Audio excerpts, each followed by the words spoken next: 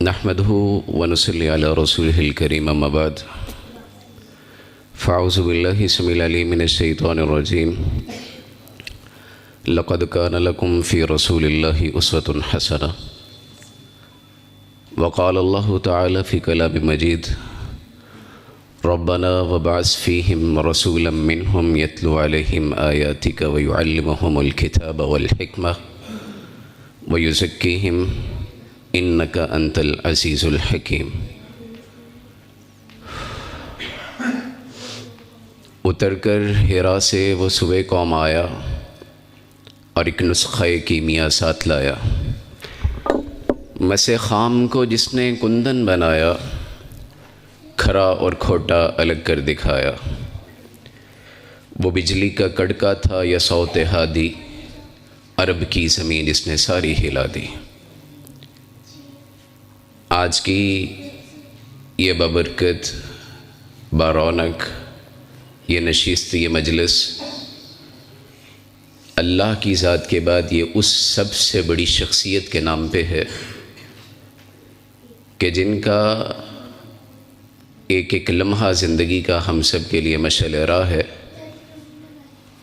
میں اس سے پہلے کہ اپنی گفتگو کو شروع کروں، میں آپ سب سے ملتمس ہوں کہ دل سے اللہ کی اس سب سے عظیم مخلوقات میں سب سے اعلیٰ شخصیت جناب محمد الرسول اللہ صلی اللہ علیہ وعلی آلہ وصحبہ وبارک وسلم پر درود پڑھ لیجئے۔ جو نماز میں پڑھتے ہیں اس کا ثواب بہت زیادہ ہے۔ پڑھیے اللہم صلی علی محمد وعلی آل محمد کما صلیت علیہ اللہم بارک علی محمد بارکت علی ابراہیم وعلی آل ابراہیم انک حمید مجید۔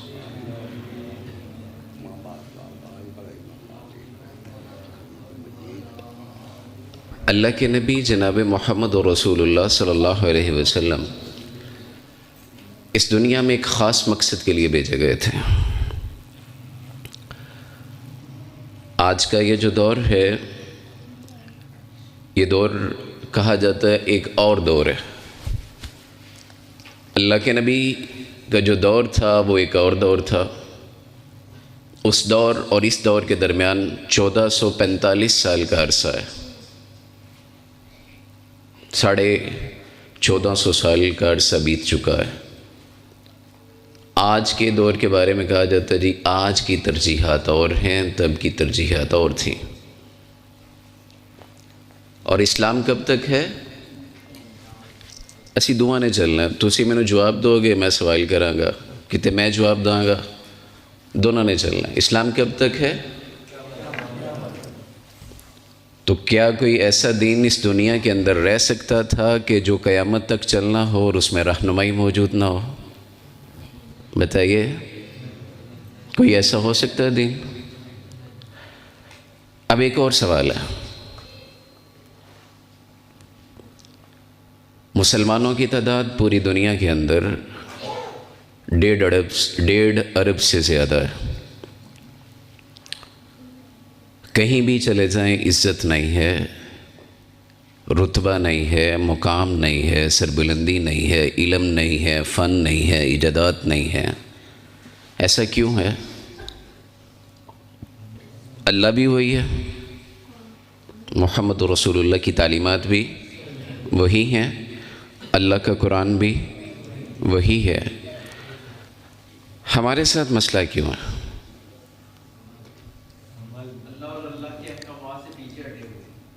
آج ساری گفتگو انشاءاللہ بفضل اللہ تعالی یہ آپ نے اپنے دل دماغ کی کھڑکیاں کھولنی ہیں، اور یہ صرف آپ کی ذات تک نہیں ہے۔ اللہ نے ایک ذمہ داری لگائی ہے سب کی۔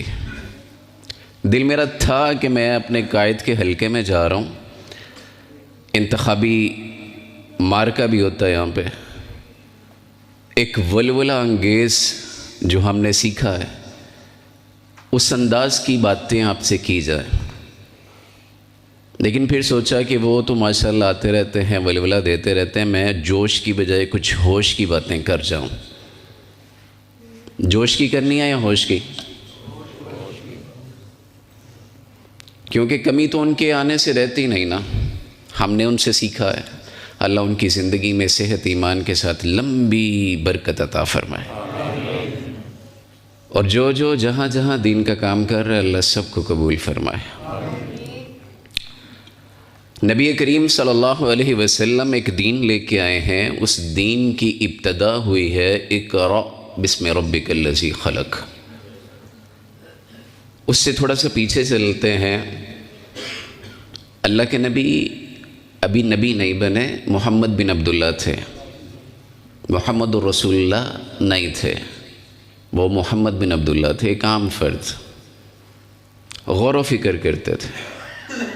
تو رسول اللہ کی تعلیمات کا جو پہلا مرحلہ ہے وہ یہ ہے کہ یہ جو کھوپڑی اللہ نے دی ہے، اس کے اندر جو مغز رکھا ہے، اس کے اندر جو دماغ ہے، جو سوچ سکتا ہے، فیصلہ کر سکتا ہے، اس کو کسی کام میں لایا جائے. جب سوچتے رہتے تھے نا، پھر آسمان سے وہ جو وقت اللہ نے طے کیا تھا پورا کیا، تو آسمان سے آنے والا آیا، وہ بھیجنے والے کو بھیجا گیا اور اس نے آ کے کہا اقرا، تو آگے سے جواب دیا ما انا بقاری، میں تو نہیں پڑھ سکتا. پھر کہا اقرا، کہتے ہیں میں نہیں پڑھ سکتا. تو یہاں پہ ایک بنیادی سبق ہے. اسکول کی نصاب کی کتابوں میں ہم نے پڑھا، ہم نے علماء سے سنا، جمعوں کے خطبات کے اندر سنا، جلسوں کی تقریروں میں سنا، ادیبوں کے ادب میں پڑھا، نثر نگاروں کی نثر کے اندر یہی تھا کہ اقرأ بسم ربک الذی خلق. اللہ کا قرآن بھی یہی کہتا ہے. لیکن یہاں پہ فلسفہ نئی نکتے کی بات یہ ہے کہ جب چیز رب کے نام سے جڑتی ہے، اللہ سے جڑتی ہے، تب دماغ کے اندر گھستی ہے، اس سے پہلے نہیں آ سکتی. بسم ربک الذی خلق. اور انسان کی پوری اوقات، اس کی حیثیت سامنے رکھ دی کہ تجھے تخلیق میں نے کیا ہے. میں آپ کو تھوڑا سا سفر کروانا چاہتا ہوں. آج سے 100-150 سال پیچھے آپ نے میں سوال کرتا جاؤں گا، آپ نے مجھے جواب دینا ہے. اس خطے کے اندر عزت نہیں تھی، وقار نہیں تھا. پوچھا گیا کیوں نہیں ہے، تو دانشور بیٹھے اور انہوں نے کہا اس لیے نہیں ہے. یہاں کے لوگوں کے پاس، مسلمانوں کے پاس عزت اس لیے نہیں، ہم غلام ہیں. کہ اچھا پھر حل کیا ہے؟ حل یہ ہے کہ غلامی سے آزادی لینی ہے، انگریز کو یہاں سے بھگانا ہے، ملک کو آزاد کرانا ہے. ایسے ہی تھا. سارے لوگ جڑ گئے، آزادی لے لی، حالات نہیں بدلے. پھر کہا حالات کیوں نہیں بدل رہے؟ آگے مسئلہ پھر یہ آیا کہ حالات بھائی اس لیے نہیں بدل رہے کہ قوم ہماری جاہل ہے، علم اس کے پاس ہے کوئی نہیں. اس کو علم دیا جائے، پھر حالات بدل جائیں گے. جب ہر بندے کے دماغ میں شعور آ جائے گا، اس کو علم مل جائے گا، تو تب حالات بدلیں گے. پھر اس کے لیے اسکول، کالجز، یونیورسٹی بنائی گئی، ان کے سسٹم بنائے گئے. حالات پھر نہیں بدلے. پھر سر جوڑ کے بیٹھے، کہا پڑھا بھی لیا، حالات نہیں بدل رہے تو کیا کریں؟ کہا جی قوم ہماری غریب ہے، پیسے نہیں ہیں، کچھ بیرونی قرضے پکڑتے ہیں اور یہاں پہ فیکٹریاں، ملیں، کارخانے لگاتے ہیں، تو حالات بدل جائیں گے. وہ کیا گیا، حالات نہیں بدلے. اس کے بعد پھر سر جوڑ کے بیٹھے، کہنے لگے جو امیر ہے نا وہ امیر تر ہوتا جا رہا ہے، غریب غریب سے غریب ہوئی جا رہا ہے. جن لوگوں کو کمانا آتا ہے نا، جن کی فیکٹریاں، ملیں، کارخانے ہیں، وہ تو امیر ہو گئے. ملازم پیشہ جو طبقہ ہے وہ تو غریب کا غریب ہی ہے. تو حالات اس لیے نہیں بدل رہے، لوٹ کھسوٹ، بدعنوانی، چوری ڈکیتی، قتل کی وارداتیں بھی اس لیے ہیں. تو کیا حل کیا جائے؟ حل یہ ہے کہ یہ سارے کے جتنے ادارے ہیں ان کو سرکار اپنی تحویل میں لے لے. وہ بھی لے لیا گیا. حالات پھر نہیں بدلے. پھر کہا چونکہ سول ایڈمنسٹریشن کے لوگ ہیں، ان سے بات نہیں بن رہی، ان سے کام نہیں ہو رہا، تو اب یہ کریں کہ ماشاء اللہ لگاتے ہیں۔ انہوں نے عقل ہی کوئی نہیں، اسی کر کے وکھانا ہے۔ حالات پھر نہیں بدلے۔ اس کے بعد پھر ایک طبقہ بیٹھا، اس نے کہا نہیں، اصل مسئلہ یہ ہے کہ اس ملک کو اسلام سے دور کرو، یہاں پہ اسلام کی بڑی پابندیاں ہیں، وہ ختم کرو تو حالات بدل جائیں گے۔ وہ کوششیں کی گئیں، حالات نہیں بدلے۔ پھر اس کے بعد کہا گیا جی مسئلہ یہ نہیں، مسئلہ یہ ہے کہ جو ادارے ہم نے تحویل میں لیے نا، ان سے گورنمنٹ کے اوپر بوجھ بڑھ گیا، اب ان کو پرائیویٹ کیا جائے، حالات بدلیں گے۔ پھر ادارے بیچنے شروع کیے گئے، حالات پھر نہیں بدلے۔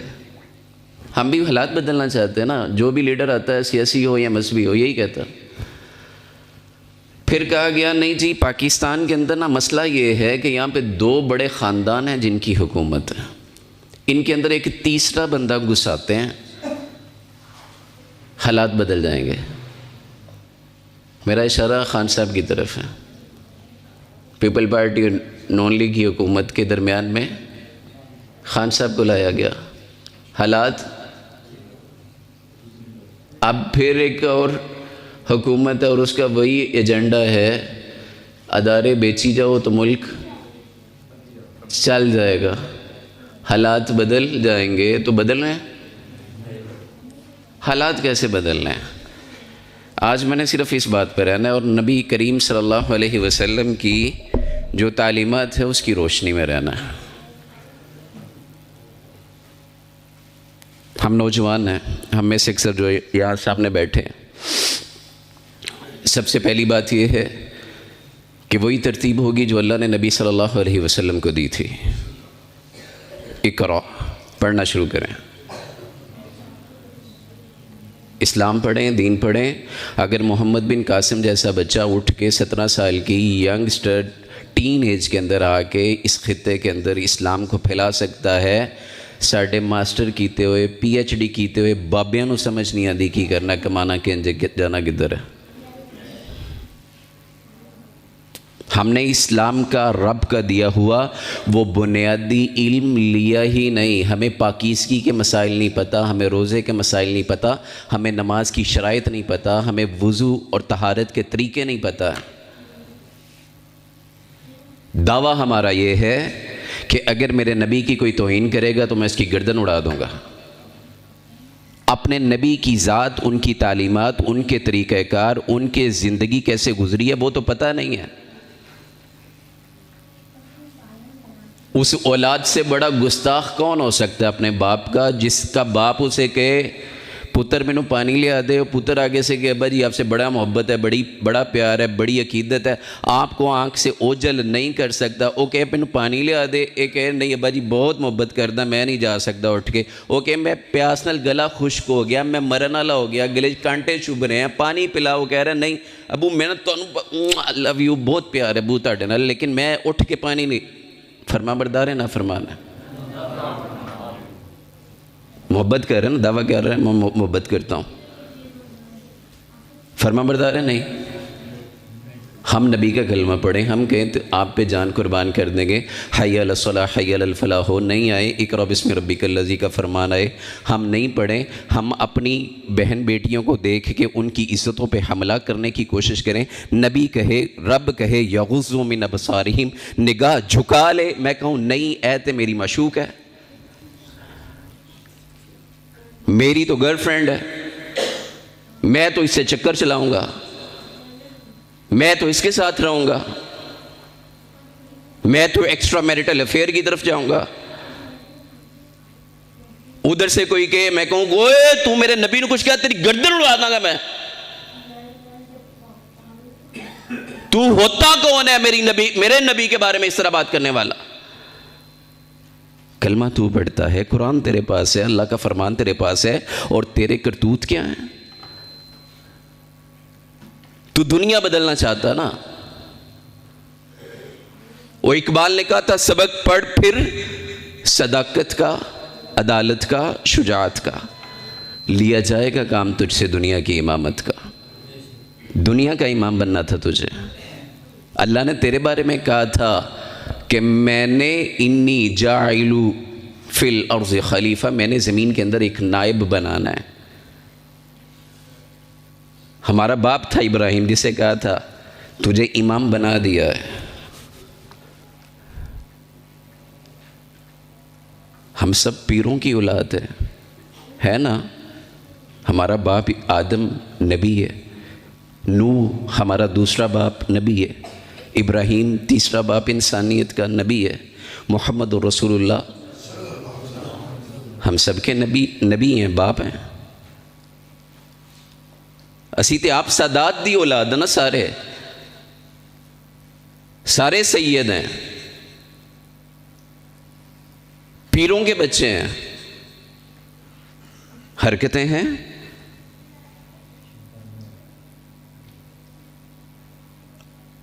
آپ سے کوئی غیر مسلم آتا ہے، آپ سے کہتا ہے کہ تم لوگ اپنے نبی کی بڑی عزت کرتے ہو، بڑا احترام کرتے ہو،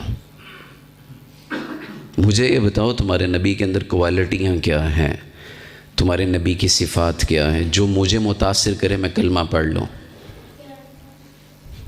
اللہ کی قسم پاکستان کے طول و عرض میں بڑے بڑے ترم خان نہیں بتا سکیں گے، بڑے نہیں بتا سکیں گے۔ ہماری ذلت کی سب سے بڑی وجہ یہ ہے، اللہ نے کہا تھا اقرأ بسم ربک الذی خلق، اپنے رب کے بابرکت نام کے ساتھ پڑھنا شروع کرو۔ ہم نے کہا اللہ تو صرف مسجد میں ملتا ہے، باہر کہیں نہیں ملتا، تو لہٰذا تیرے نام کی ضرورت نہیں ہے۔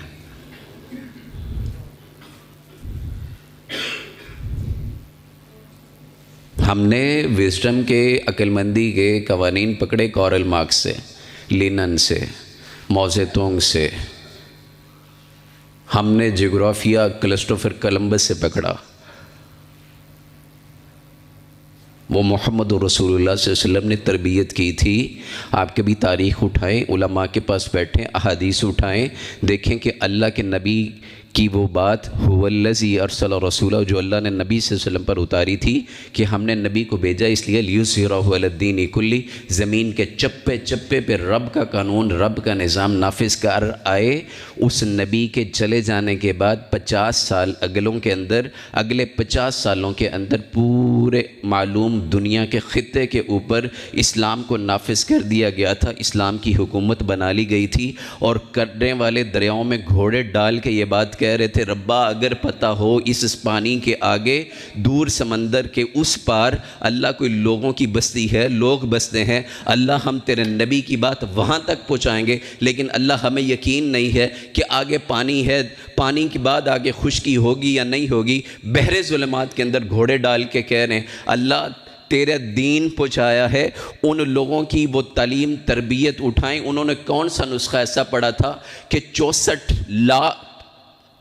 65,64,000 مربع کلومیٹر کی سٹیٹ، اور بنو امیہ نے اپنی تلوار سے اسلام کی جو سرحد متعین کر رہی تھی، پوری دنیا کے بعد کے خلفاء اور مسلمان مل کے اس پوری مسلم سٹیٹ کے اندر 1 انچ کا اضافہ نہیں کر سکے۔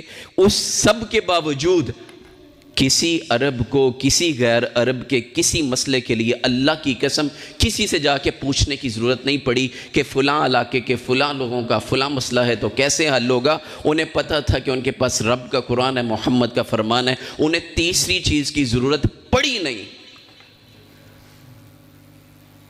انہوں نے نہیں دیکھا، وہ نہیں ڈھونڈے کسی اور کی طرف، اس نے کہا محمد کو اپنا مان لیا سب کچھ، اب ضرورت بچی نہیں۔ ہم نے کہنے کی حد تک، الفاظ کی حد تک کہا کہ محمد ہمارے ہیں صلی اللہ علیہ وسلم، اور اللہ کا پتہ کیا کہتا؟ محمد اللہ کے رسول ہیں۔ جو اللہ کو مانتا ہے، جو محمد کو مانتا ہے، اس کے لیے ساری کنجیاں ہیں، ساری کامیابیاں ہیں، ساری توانائیاں اس کے پاس محفوظ رہیں گی۔ محمد فرق بین الناس۔ پہلا کام بطور نوجوان، بطور امت، اگر ہم نے چینج لانا ہے، ریولوشن لانا ہے، حالات بدلنے ہیں، چیزیں درست کرنی ہے، اپنے آنے والی نسلوں کو کوئی چھاؤں دے کے جانی ہے۔ ہم تو رل گئے نا، ٹھڈے کھاتے ہیں، ہم روتے ہیں، گوڈے گٹے رگڑ رہے ہیں، انصاف نہیں، انسیکیورٹی ہے، دہشت گردانہ بم دھماکے، فرقہ واریت کی آگ لگی ہوئی ہے، یہاں پہ کسی کو کسی پہ کوئی اعتماد نہیں ہے، بھائی بھائی آپس میں پھٹے ہوئے۔ اولاد کو بھی یہ دے کے جانا ہے۔ کسان ہے نا تو کوشش کرتا ہے، محنت کرتا ہے کہ میں تو پہلیاں چ زندگی گزار دیتی ہے، میں تو کھیتاں دے وچ مٹی نال مٹی ہو گیا تو میری اولاد ذرا پکے گھر رہ لوے ہن، میں تو جھونپڑی میں رہ لیا ہوں۔ اب بچوں کو تو بہتر دے کے جانا۔ میں پرائمری پاس تھا تو بچوں کو کم از کم میٹرک اور میٹرک سے 2 کلاسیں زیادہ کرا دوں، کالج یونیورسٹی تک تو لے جاؤں۔ اور یہ نہیں سوچتا تیرے رب کا دین کہاں پہ ہے، اسلام کا مستقبل کیا ہے۔ اقرأ بسم ربک الذی، پہلی ذمہ داری ہوش میں اپنے دماغ کو ذرا جھنجھوڑیں اور کہیں، یہ تو خود بڑا آلسی ہے، اس کے لیے بڑے فارمولے ہیں۔ وہ آیا تھا صحابی نا، اس نے کہا تھا پیٹ میں بھوک کی وجہ سے یہ پتھر باندھا ہے، دماغ نے اسے الارم دینا شروع کر دیا کہ تیری بس ہو گئی ہے۔ یہ دماغ بڑا سست ہے، اسے خود تیز کرنا پڑتا ہے۔ اگر تیری بس ہو گئی ہے تو وہ جب آیا اپنے پیر کے پاس، جو انسانیت کا پیر ہے، محمد رسول اللہ صلی اللہ علیہ وسلم، آ کے کہنے لگا پتھر باندھا ہے۔ تو وہ لیڈر تھا، رہبر تھا، رہنما تھا، تو اس نے اپنا اوپر کر کے دکھایا کہ تم نے 1 باندھا ہے، میں نے 2 باندھے ہیں۔ اور وہاں سے پھر کیا ہوا تھا، اس کے دماغ کو آئی 1 پتھر کی بجائے 2 بھی رکھ لیں تو گزارا چل سکتا ہے، پیٹ کے اندر کچھ نہیں جاتا تو نہ صحیح میرا پیر کر رہا ہے تو مجھے موت نہیں پڑ جائے گی، میں بھی کروں۔ اس دماغ کو ایکٹیو کریں، اس کو کام میں لے کے آئیں۔ انسان اپنی پوری زندگی میں 3% سے زیادہ استعمال نہیں کرتا اسے۔ آپ 10% کر لیں، آپ 5% کر لیں، آپ کر سکتے ہیں، آپ نے کرنا ہے۔ نہیں کریں گے، اللہ نے ایک نعمت دے دیا، خانے کے اندر فٹ کر دیا، اس نے پوچھنا ہے ہاں بھائی میری نعمت تھی، کیا کر کے آیا؟ استعمال نہیں کی، کیا جواب دے گا؟ کیوں نہیں کی؟ پوچھنا نا اس نے، کہ نہیں پوچھے گا؟ ہم تو ہر نماز میں کہتے ہیں کہ تو پوچھے گا، مالک یوم الدین، تو قیامت کے دن کا مالک ہے، تو پوچھے گا۔ اور وابیاں دا تے عقیدہ ہے کہ فاتحہ تو بغیر نماز نہیں ہوتی، ہے کہ نہیں؟ تو ہر فاتحہ میں کیا کہتے ہیں؟ مالک یوم الدین، تو اس دن کا مالک ہے جس دن تو نے پوچھنا ہے، جس دن سوال ہوں گے، جس دن تو کسی کو پاؤں ہلانے کی اجازت نہیں دے گا، تو نے تو اس دن کہنا ہے بتا، جواب دے۔ اور وہاں پہ کوئی بریک نہیں، کوئی دھوپ چھاؤں نہیں، کوئی مائی بابا چاچا پھوپھا تایا نہیں آئے گا کہ چلو بچہ جان دو، کوئی نبی کوئی پیر نہیں آ کے کہے گا، کیونکہ وہ خود کہتا ہے من ذا الذی یشفع عندہ الا بإذنہ، کس کی جرت ہے اس کے سامنے آ کے اسے کہے؟ وہ جب جہاں جس وقت جسے اجازت دے گا بس وہ آئے گا، اور اس کی مرضی ہے کہ کتنا عرصہ کتنے لوگوں کے سامنے ذلیل کرنے کے بعد نبی کے دل میں ڈالے کہ دے واسطے سفارش کر، کتنی دیر وہاں کھڑا رکھے۔ هو اللہ الواحد القہار، زبردست قوتوں کا مالک ہے، اس کے سامنے کوئی نہیں ٹک سکتا۔ اس نے کہنا نعمت دی تھی، جواب دے، کہاں گزاری ہے؟ یہ زبان یہ نہیں بول سکے گی، اس پہ تو تالا لگ جائے گا. جلد بولے گی. تو وہاں بول کے نہیں کہہ سکتا کہ میں نبی سے بڑا پیار کرتا ہوں، اللہ میں تو آپ پہ قربان ہوں، نہیں کہہ سکتا. تیرا عمل بولے گا، تیری نیت بولے گی. یہ جو حرکتیں کر رہا ہے نا، دل بھی نہیں بولے گا. حامیم سجدہ اٹھائیں 24واں پارہ، اس میں کہتا ہے نا، اور جب یہ جلد بولے گی تو کہے گا قالوا لجلودہم لم شہدتم علینا، میرے خلاف گواہی کیوں دے رہے ہو؟ آج میرے خلاف کیوں ہو گیا؟ تو وہ آگے سے جسم کی اعضاء، ہاتھ پاؤں، اس کی جلد جواب دے گی انطقنا اللہ الذی انطق کل شیء. اپنی مرضی سے نہیں بات کر رہے، وہ جس نے کل تک زبان کو قوت گویائی دی تھی، اسی کے حکم پہ بات ہو رہی ہے. یہ دل گواہی نہیں دے گا. تیرا عمل، تیری جلد، یہ دو چیزیں گواہی دیں گی. سجدہ کیا ہے، دماغ کو کام میں لایا ہے، اللہ کی معرفت لی ہے، ہاتھوں کو زمین پہ ٹکایا ہے، کمر کو رکوع میں خم کیا ہے، تو یہ کہے کہ اللہ تیری عبادت میں لگا رہا، تیری یاد میں لگا رہا.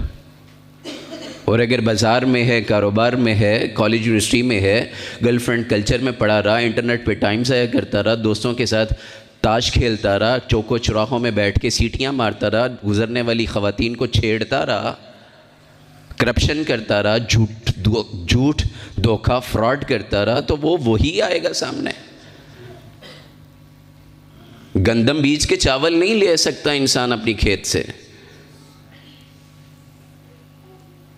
الدنیا مزرعۃ الآخرہ، دنیا تو آخرت کی کھیتی ہے. محمد آئے صلی اللہ علیہ وسلم، انہوں نے سب کر کے سب بتا کے چلے گئے، وہ تو سب دے گئے. اب تو نے قرآن کی آیات میں پڑھا بھی اطیعوا اللہ واطیعوا الرسول ولا تبطلوا اعمالکم، اللہ اور اس کے رسول کی اطاعت کرنی ہے، عمل ضائع نہیں کرنے. اس آیت کا بڑا واضح مطلب یہ ہے کہ انسان کا ہر وہ عمل جو اللہ اور رسول کی اطاعت میں نہیں گزرا وہ ضائع ہو گیا.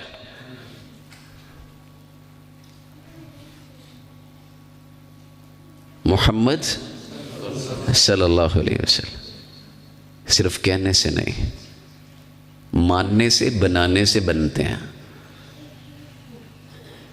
کہنے سے نہیں. عبداللہ بن ابی نے بھی کہا تھا، وہ منافقوں کا سردار کہلایا، وہ تو خود رسول کے پیچھے آپ کی امامت کے اندر، آپ کی اقتداء میں نمازیں ادا کرتا رہا. مسجد نبوی کے اندر، مدینہ منورہ کے اندر رسول سے ملتا تھا، گلے بھی لگتا تھا، مصافحے بھی کرتا تھا، مجلس میں بھی بیٹھتا تھا. لیکن جب مانا نہیں، جب اطاعت کی نہیں، جب چلا نہیں، اور جب تصحیح کی، تو پھر اللہ نے کیا کہا؟ استغفر لہم او لا تستغفر لہم ان تستغفر لہم 70 مرہ فلن یغفر اللہ لہم. جو نبی کا نہیں، اس کے لیے 70 مرتبہ بھی جنازہ پڑھ دیا جائے، اللہ اسے معاف نہیں کرے گا. یہ نبی کی شان ہے کہ جو ان کا نہیں، اس کے لیے 70 مرتبہ جنازہ پڑھا جائے. آج ہمارے علاقوں میں کسی کا 2 مرتبہ یا 3 مرتبہ جنازہ پڑھا جائے نا، تو پورے خطے میں بلے بلے ہو جاتی ہے، یار ادھر 3 واری جنازہ ہویا. اللہ کہتا ہے جو نبی کا نہیں 70 مرتبہ بھی پڑھ لیں، اور پڑھنے والی ذات بھی نبی کی ہو، تب بھی معاف نہیں کروں گا. ہم نے مذاق سمجھ رکھا ہے.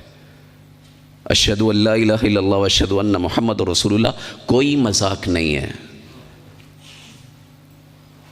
یہ بڑی حساس چیز ہے، یہ ایٹم بم سے نازک مسئلہ ہے. یہ کوئی گڈا گڈی کا بچوں کا کھیل نہیں ہے. اس لیے تو اللہ کہتا ہے تجھے کمانے کے لیے، بیلوں کی دمیں پکڑ کے کھیتیاں چلانے کے لیے، بازاروں کے اندر ذلیل ہونے کے لیے، دنیا کے پیچھے بھاگنے کے لیے پیدا نہیں کیا. وما خلقت الجن والانس الا لیعبدون، تجھے عبادت اور بندگی کے لیے بنایا ہے. اس لیے کہتا ہے وہ حی علی الصلاح حی علی الفلاح کی آواز دینے والا، وہ اپنی مرضی کے الفاظ نہیں بولتا. وہ اپنی بات نہیں کہہ رہا، وہ یہ نہیں کہتا کہ میں فلاں حاجی ہاں، میں فلاں بندے دا فلاں دا پتر آیا، میں فلاں گھر دا، میں ارائی، میں جٹ، میں فلاں، وہ یہ نہیں کہتا، کہتا حی علی الصلاح حی علی الفلاح، اللہ اکبر اللہ اکبر، کہتے ہیں اودے والا اوڑا سب تو بڑا ہے، میں نہیں، اپنے ول نہیں بلا رہا، اللہ کی طرف بلا رہا ہے۔ دوسرا کام جو کرنا ہے نا علم کے بعد، وہ خشیت ہے، وہ تقوی ہے، وہ للہیت ہے، وہ اللہ سے ڈرنا ہے، کہ جس ڈر کی فضیلت اتنی ہے کہ وَلِمَنْ خَافَ مَقَامَ رَبِّهِ جَنَّتَانِ، جو اپنے رب کے مقام سے، اس کی حیثیت سے، اس کے اسٹیٹس سے ڈر گیا، اس کے لیے 2 جنتیں ہیں۔ جڑا ڈردہ ہی نہیں، اللہ کہتا ہے اس کے لیے جہنم ہے، جو نہیں ڈرتا۔ ہمارے دل میں ڈر کہاں ہے؟ میں نماز کے لیے نہیں آیا، مجھے بے چینی ہونی شروع ہو جائے، کیوں؟ نماز کہتی ہے اگر من ترک الصلاۃ متعمدا فقد کفر، اگر پڑھی نہیں، گیا نہیں، جان بوجھ کے چھوڑ دی تو کفر کر لیا۔ اب کافروں کے ساتھ مسلمانوں کا تعلق ہو سکتا ہے؟ ساڑے تھے مسئلہ ہی بڑا معمولی ہے، اولاد نہیں پڑھ نا سی، میں حجت پوری کر رہی ہوں، دا بوا کھڑکا لیا، بس ٹھیک ہے۔ بلغوا عنی ولو آیا کی بات ایسی تھی کہ جو تجھے پتا ہے وہ تو آگے بتا کے جا، وعلیکم السلام، جو تو جانتا ہے آگے بتا کے جا، جو بات اللہ نے تجھے سمجھائی ہے آگے سمجھا کے جا۔ اور اللہ شکوہ کرتا ہے، توجہ میری طرف رکھیے، اللہ شکوہ کرتا ہے، ما لکم لا ترجون للہ وقارا، تمہیں کیا ہو گیا، تم اللہ کے وقار کا خیال کیوں نہیں کرتے، اللہ کے سٹیٹس کا، اللہ کے رتبے کا، اللہ کی حیثیت کا خیال کیوں نہیں ہے؟ کیا محمد صلی اللہ علیہ وسلم بتا کے نہیں گئے؟ تو انہیں اپنا نبی مانتا ہے، اور وہ اپنے پیچھے اپنی سواری پہ بچے کو بٹھا کے کہتے ہیں یا معاذ، وہ کہتا ہے اللہ کے رسول میرے ماں باپ آپ پہ قربان، وہ پھر کہتے ہیں یا معاذ، وہ پھر کہتا ہے ماں باپ آپ پہ قربان، حکم کریں۔ خاموشی کے بعد، وقفہ دینے کے بعد، تربیت کر رہا ہے نبی، کس کی؟ اپنا ذاتی بچہ نہیں ہے، ہم نے چھوڑ دی ہے۔ اب میں تربیت کا وہ نقطہ آپ کے سامنے رکھتا ہوں، اور اگر آپ تھک گئے ہیں تو پھر مجھے بتائیے گا، میں باقی باتیں بعد کے لیے چھوڑ دوں گا۔ تربیت کس کی ہے؟ کسی اور کا بچہ ہے، اولاد کسی اور کی ہے، لیکن محبت ہے، پیار ہے، آئیڈیالائز کر رہا ہے، آئیڈیالوجی ہے، انجیکٹ کرنی ہے، اللہ نے حکم دیا ہے، پہنچا کے آنا ہے، وہ اپنی ذمہ داری ادا کر رہا ہے،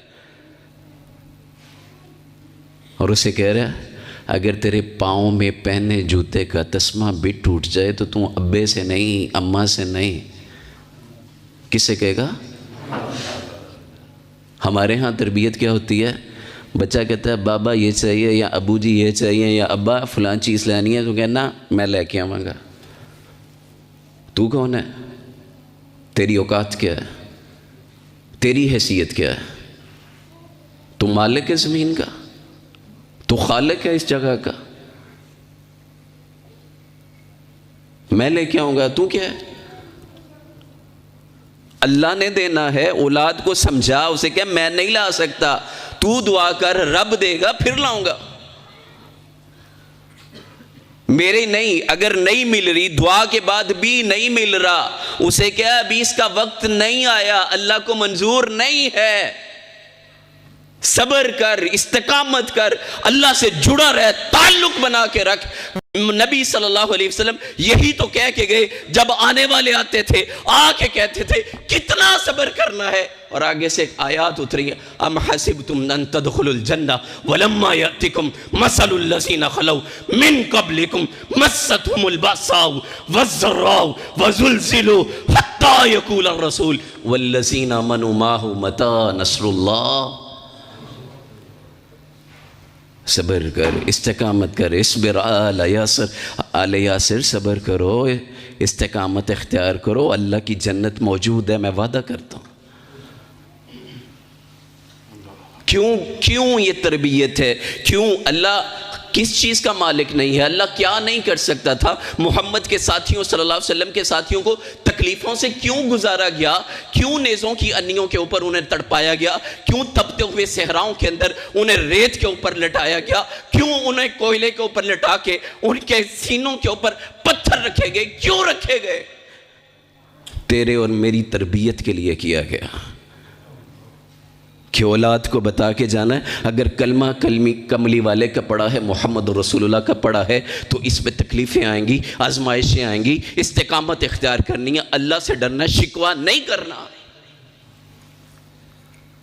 جب تو یہ تربیت کرنا شروع کر دے گا کہ صحت کا مالک اللہ ہے، ہر چیز ہر قدم پہ اللہ دیتا ہے، اللہ بچاتا ہے، پھر جب تیرا بچہ بڑا ہوگا، ٹین ایج میں آئے گا، کالج یونیورسٹی میں جائے گا، اسے کوئی بلانے والی بلائے گی، التفات کروانے والی اپنی طرف التفات کرائے گی، اسے وہ جیسے یوسف کو کہا تھا ہائی تلک آ، تنہائی میں سائیڈ پہ ہو کے نکر میں لگ کے، کلاس روم خالی ہے، کنٹین میں کوئی نہیں ہے، فلاں پارک میں بیٹھتے ہیں، فلاں بینچ پہ چلے جاتے ہیں، فلاں کارنر پہ چلے جاتے ہیں، جوس کی فلانی دکان پہ جاتے ہیں، گاڑی پارکنگ میں کھڑی ہے، پارکنگ کے اندر کوئی نہیں ہوتا، وہاں پہ جا کے منہ کالا کرتے ہیں، اور وہ کہے گا اس وقت اتق اللہ انی اخاف اللہ، مجھے اللہ سے ڈر لگتا ہے۔ تو اللہ سے ڈر جا،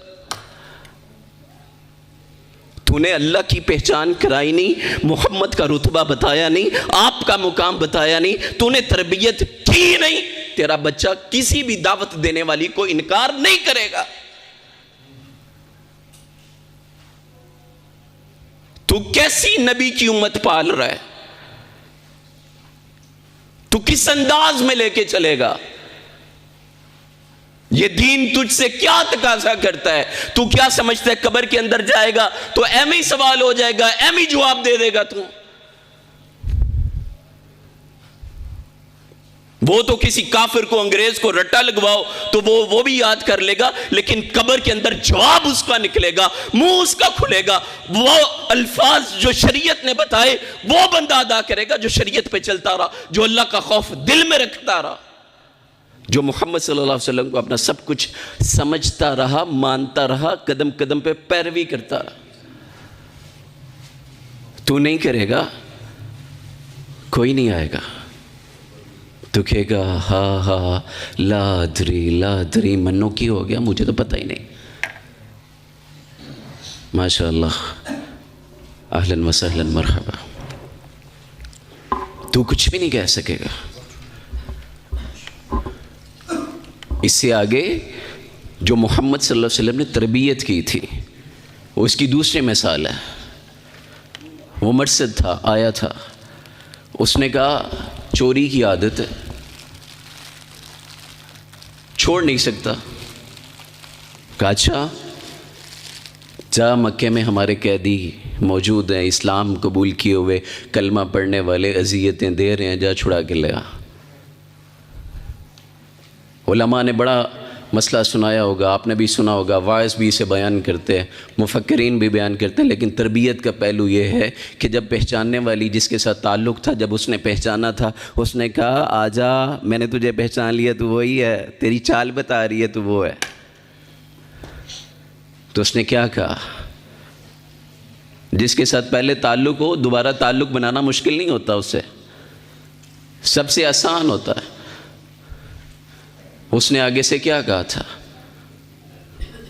اس نے کہا میں اس ہستی کا کلمہ پڑھ چکا ہوں جو کہتی ہے یہ سب چیزیں ٹھیک ہے، وہ نہیں دیکھ رہی، اللہ دیکھ رہا ہے، وہ پاس نہیں ہے، رب پاس ہے، تو جتنا مرضی بلا لے، میں نہیں آنے والا۔ مصیبت بنی نا اس کے لیے، فوری آزما لیا گیا، فوری اسی وقت اسی جگہ پہ اس نے شور مچا دیا۔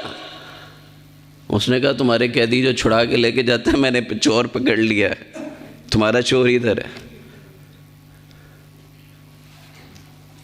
یہ اگر تربیت ہے، اور محمد صلی اللہ علیہ وسلم نے یہی کی تھی، اسی انداز میں ہوگی، گریجولی ویسے آئے گی، بتدریج آئے گی، ہر لمحے ہر فیز کے اندر یہ کرنا پڑے گی۔ کبھی بھی کوئی بھی بندہ یا کوئی بھی عورت دودھ کو آگ کے اوپر رکھ کے نیند نہیں لیتا، سوتا نہیں ہے، کوئی فکر ہوتی ہے کہ میرا دودھ چولہے پہ پڑا ہے، آگ کے اوپر ابل رہا ہے۔ تیرے بچے ہیں، یہ صرف تیرے نہیں، یہ نبی کی امت ہے، یہ فتنوں کی آگ کے بھٹی کے اوپر پڑی ہے، یہ ابل رہی ہے، یہ بوائلنگ پوائنٹ پہ پہنچ چکی ہے، یہ نکلے گی، یہ انتشار فساد کی طرف جائے گی۔ تیرا کام ہے اس آگ کو کنٹرول رکھنا، اس کے بارے میں آگاہی دینا کہ کناروں کے سے ابل نہ جائے، جذبات باہر نکل نہ جائیں، اللہ کی نافرمانی نہ ہو جائے، تیری آخرت خراب نہ ہو جائے، تیرا بچہ تیرے ہاتھوں سے تیری غفلت کی وجہ سے ضائع نہ ہو جائے۔ محمد رسول اللہ کا ادب احترام یہ ہے، خاتم المرسلین، خاتم النبیین۔ اور پھر اس سے اگلی ایک چیز ہے، اور وہ یہ ہے کہ احساس ذمہ داری بھی دینا۔ وہ آیا تھا، اس نے کہا میں اسلام تو قبول کر لوں گا لیکن مجھے زنا کرنے کی اجازت چاہیے۔ جرأت دیکھیے کس سے کہہ رہا ہے؟ اللہ کے بعد سب سے بڑی ہستی ہے، ان سے کہہ رہا ہے، صحابہ کی موجودگی میں کہہ رہا ہے۔ علماء کو بھی چاہیے، بڑوں کو چاہیے کہ اپنے فاصلے ختم کریں۔ کالج پڑھنے والا، یونیورسٹی پڑھنے والا، اسکول کے ہائی کلاسز میں پڑھنے والا بچہ آپ سے آ کے اپنے سیکس کے مسائل، جذبات کے مسائل، اپنے معاملات آ کے ڈسکس کرے کھل کے۔ شریعت نے نہیں گائیڈ کیا کہ کیسے کیا جاتا ہے، بیوی کے ساتھ کیسے رہنا ہے، یہ ناگواری والی بات نہیں ہے۔ اس نے محمد صلی اللہ علیہ وسلم سے آپ کی پاکیزہ ترین نشست، جس کے بارے میں ہم سمجھتے ہیں کہ ایک نظر دیکھ لیتے اللہ کے رسول کو تو کیا بات تھی زندگی کی۔ آج کوئی مسلمان ایسا نہیں جو رسول کی ایک جھلک نہ دیکھنا چاہتا۔ وہ اس نشست میں، اس مجلس میں رسول کے سامنے بیٹھ کے سوال کر رہا ہے، اجازت مانگ رہے زنا کی۔ ہمارے یہاں تو فتوے ہیں، گستاخی، گردن اڑا دی جائے، فلاں کر دیا جائے، فلاں کر دیا جائے۔ محمد صلی اللہ علیہ وسلم کیا اس موقع کے اسوے کے امام نہیں ہیں؟ کیا یہاں رحمت للعالمین کی صفت نہیں ہے؟ کیا یہاں پہ امام الانبیاء کا وہ منصب نہیں ہے؟ کہا کیا تو چاہتا ہے کہ تیری ماں کے ساتھ، تیری خالہ کے ساتھ کوئی مکالمہ کرے؟ کہا نہیں، میں نہیں چاہتا۔ کہا تو نہیں چاہتا تو محمد تو سب کا باپ ہے، تو وہ کیسے چاہے گا؟ اس سے اگلا کام پتہ کیا؟ اس کے سینے پہ ہاتھ رکھا تھا، اس کے لیے دعا کی تھی، اور صحابہ گواہی دیتے ہیں کہ اس بندے نے پوری زندگی دوبارہ آنکھ اٹھا کے کسی کو نہیں دیکھا۔ ہم سارے کام کرتے ہیں، ہم نبی کے نام لیوا، ہم ہر ایک پر فتویٰ بھی لگاتے ہیں، مسائل بھی بتاتے ہیں۔ ایک چیز کی جو کمی ہے، محمد رسول اللہ کے جو اسوہ ہے نا اس مسئلے میں، دعوت دینے کے بعد، تبلیغ کر لینے کے بعد فوراً شام میں، تہجد میں، صبح میں، جب بھی یاد آئے وہ بندہ، اس کے لیے ہاتھ اٹھا کے کہنا اللہم اہدی، اللہ محنت میں نے کر لی، سمجھا میں نے لیا، ہدایت تو دے دے۔ نہ باپ یہ کرتا ہے آج، نہ ماں یہ کرتی ہیں، نہ بہن یہ کرتی ہیں، نہ بیوی کرتی ہیں، نہ بچے کرتے ہیں، کوئی بھی نہیں کرتا۔ دعا کا جو تعلق اللہ کے ساتھ ہے وہ ختم ہو گیا ہوا ہے۔ ہم دعائیں مانگتے نہیں، پڑھتے ہیں، وہ ایک الگ موضوع ہے۔ لیکن اگر ہم نے محمد صلی اللہ علیہ وسلم کو اپنا پیر ماننا ہے، اپنا سب کچھ ماننا ہے، تو ان کی تربیت کا اگلا مرحلہ علم کے بعد خشیت، خشیت کے بعد احساس ذمہ داری ہے۔ احساس ذمہ داری نہیں ہوگا، معاملات نہیں چلیں گے۔ اس سے اگلا مرحلہ عدل کا ہے، انصاف کا ہے کہ جرم کرنے والا آپ کے گھر سے ہو، باہر سے ہو، جہاں سے مرضی ہو، اسلام کا، شریعت کا تقاضا یہ ہے بلا تفریق، بغیر ڈنڈی مارے فوراً کہا جائے اگر یہ مجرم ہے اس کو سزا دو۔ لو ان فاطمہ بنت محمد سرقت لقطعت یدہا۔ اب محمد صلی اللہ علیہ وسلم کے خاندان سے اعلیٰ خاندان کون ہوگا؟ آپ کی بیٹی سے اعلیٰ بیٹی کسی کی ہو سکتی ہے، آپ کے نواسوں سے اعلیٰ کوئی نواسا ہو سکتا ہے۔ تو کہا اگر اس سے یہ غلطی ہو جاتی تو اس کے ہاتھ بھی کاٹ دیے جاتے۔ ہم ہم کہتے ہیں نہیں، میری برادری، میرا کنبہ، میرا رشتہ دار، میرا یار دوست، میں اس کے ساتھ اٹھتا بیٹھتا ہوں۔ یہی تو آزمائش ہے یار، یہی تو مسئلہ ہے کہ تو محمد کے دین پہ کمپرومائز کر کے اسلام کی عمارت گرا دیتا ہے۔ انہوں نے اسلام کی عمارت کے لیے اپنے وجود مٹا دیے تھے اور اللہ نے انہیں ہمیشہ کے لیے زندہ کر دیا۔ آج دنیا کے اندر عزت نہیں، ذلت اس وجہ سے، بغیر مفاد کے، بغیر وجہ کے، بغیر کسی سبب کے ہم فوراً سے پہلے جو چیز چھوڑتے ہیں وہ اللہ کا دین، وہ محمد صلی اللہ علیہ وسلم کا فرمان، وہ نبی کی سنت، وہ نبی کا طریقہ، ہم سب سے پہلے وہ چھوڑتے ہیں۔ وہ اگلا پہ ہمیں بعد کہتا ہے یار میں مذاق کر رہا سا، تیرے کھاتے سے تو نکل گیا۔ اگر تو محمد رسول اللہ صلی اللہ علیہ وسلم کا کلمہ پڑھنے والا ہے، اگر آپ کا جانثار ہونے کا دعوے دار ہے تو اسلام پہ چلنا پڑے گا۔ اللہ کی قسم اٹھا کے آخری بات کرتا ہوں، شیخ آ گئے، اسلام پہ جان دینا کوئی مشکل نہیں ہے، پوری علی وجہ البصیرت بات کر رہا ہوں۔ اسلام پہ جان دینا کوئی مشکل کام نہیں ہے، 2 منٹ لگ دینے بندہ مر جاندہ، فائر بم دھماکہ، گردن کاٹ دی جائے، جو مرضی کر دیا جائے، بڑا ٹائم گزرے گا، ایز ڈاکٹر بتانے لگو بڑا ٹائم گزرے گا، 5 منٹ سے زیادہ کسی کی جان نہیں اٹکتی، الا یہ کہ اللہ نے اسے کسی عذاب میں مبتلا کر رکھا ہو۔ 5 منٹ کے اندر اندر بندہ ٹھنڈا ہو جاتا ہے۔ اسلام پہ جینا مسئلہ ہے، جینا مسئلہ اسلام پہ، ہر قدم پہ آزمائش ہے۔ کبھی باپ کھڑا ہے سامنے، کبھی ماں کھڑی ہے، کبھی بہن کھڑی ہے، کبھی اولاد کھڑی ہے، کبھی پیسے کی ضرورت کھڑی ہے، کبھی صحت کے مسائل کھڑے ہیں، کبھی گلی محلے والے کھڑے ہیں، کبھی فیشن کھڑا ہے، کبھی زندگی گزارنے کے اسلوب اور طریقے کھڑے ہیں۔ یہاں پہ آزمائش ہے۔ اسلام پہ چلنا مشکل ہے، مرنا مشکل نہیں ہے۔ ہر ایک کا دعویٰ جان قربان اسلام پہ، محمد الرسول اللہ پہ۔ کسی نے دعویٰ نہیں کیا کہ زندگی کے ہر سانس تک نیلی چھت والے آسمان کے رب، میں گواہی دے کے میں وعدہ کرتا ہوں، میں عہد کرتا ہوں، زمین کی اس پشت کے اوپر آج کے بعد محمد کی نافرمانی نہیں کروں گا۔ کوئی دعویٰ نہیں کرتا ہے۔